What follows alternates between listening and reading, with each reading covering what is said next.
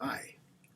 So this next film is about Zedith Teague Garner, who was someone I discovered when wandering the hills of North Carolina, Piedmont, after I had lost my then girlfriend. Depressed as hell, I ran across this woman who was making pottery after having been away from it for 13 years. She was the ninth generation of potter in her family, and she was so glad to return to the wheel, which was something that she loved. And she imbued me with a lot of hope. And when I'd been at NBC for a year in New York, I came back down and made my second film I ever made about her. And this is it. Hope you like it.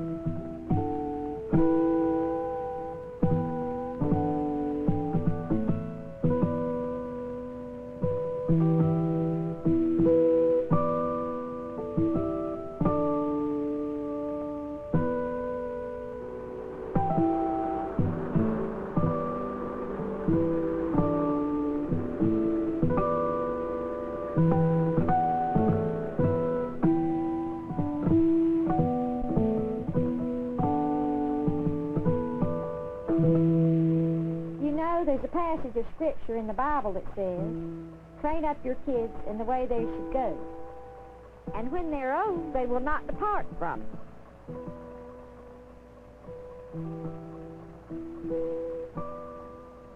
I was raised in the mud, but I had been away from it for several years, you see, before my boys got big enough that I felt like I could go back into it. You can't have your finger in but so many pies, you know. If you do, one of them is going to burn. And nobody takes care of your kids like you do, unless it's somebody who just doesn't give a happy whether he's got kids or not. Now, I think that happens. I think there are people that grow up and never know what parents are.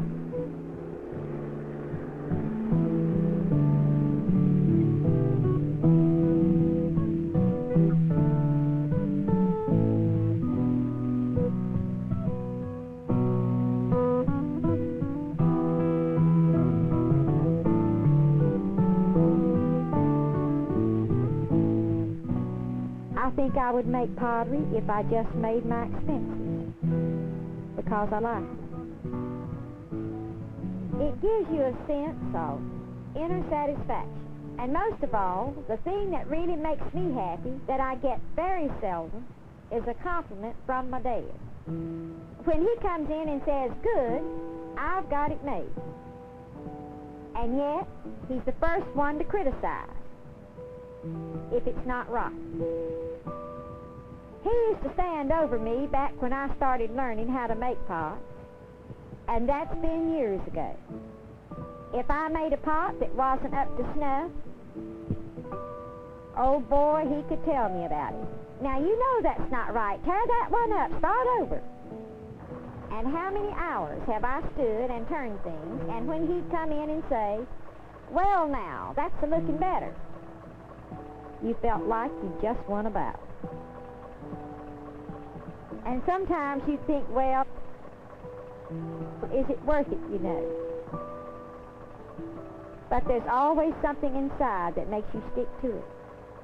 I guess it's self-satisfaction.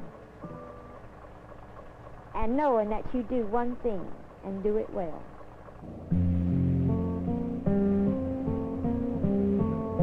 God plans things, and I think He expects people to earn their own living, if it's possible. But I think He expects us to earn our way by the sweat of our brow. I'll put it on this order. It's like being married, live it is. And so many people go into it like so many of them have the idea about marriage. Oh, if it doesn't work, I can always get a divorce. You've got to have a little bit of stick. And lots of people go all their lives, from pillar to post, looking for that little thing that they probably fell down over it 100 times with it laying in the road. I heard an old man say one time, everything always looks greener in the other feller's pasture. But he said, dang it, when I got there, I was too old to jump the fence. And that's just the way a lot of people are. They waste their entire lives. They haven't produced a thing. They've gone through life from pillar to post, and they get right down to the end of the road, and the first thing you know, they're old and gray, and they just, oh, where did the good times go? Well, they're gone. In other words, I feel like that time is so short. Why waste a minute of it?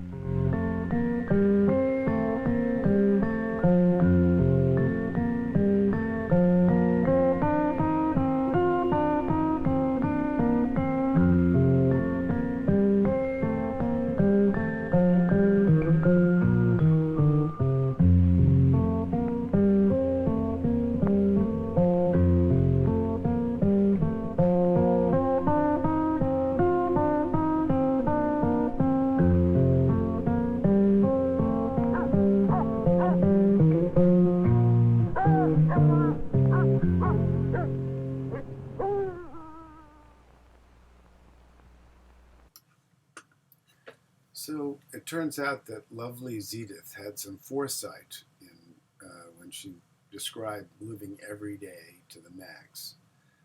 She died 7 years after we made this film of a heart attack at her potting wheel.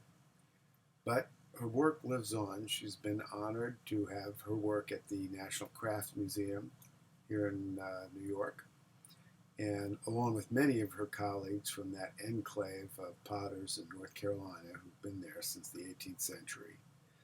And her work speaks for itself. Thank you.